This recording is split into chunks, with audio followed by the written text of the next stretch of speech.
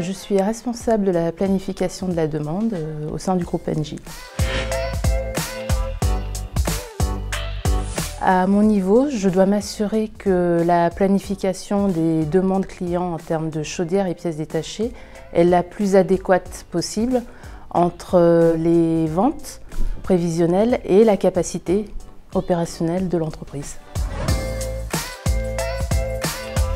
Mon parcours est plutôt intéressant parce que j'ai commencé par de la biochimie. Ensuite, j'ai étudié les achats internationaux et j'ai donc souhaité me perfectionner en supply chain design et management pour être au plus près de la chaîne de valeur et j'ai effectué donc le MS de l'Aftral.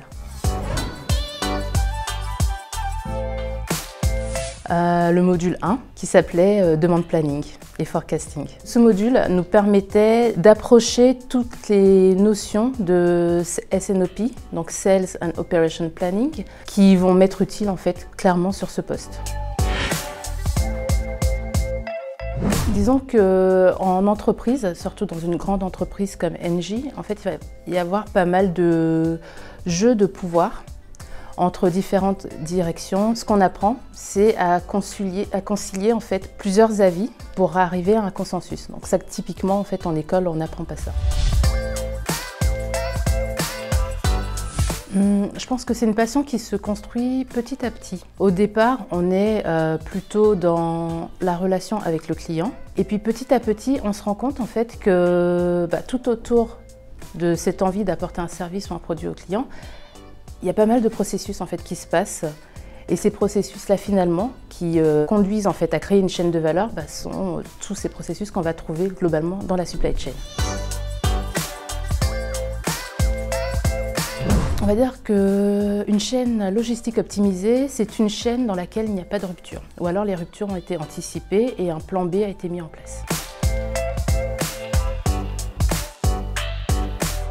Je suis au sein du groupe Engie, donc c'est un acteur mondial de l'énergie. Nous sommes sur tous les continents, donc ma langue au quotidien c'est l'anglais. Donc forcément la formation en fait au sein de l'Aftral semblait la plus pertinente pour ce type d'enjeu.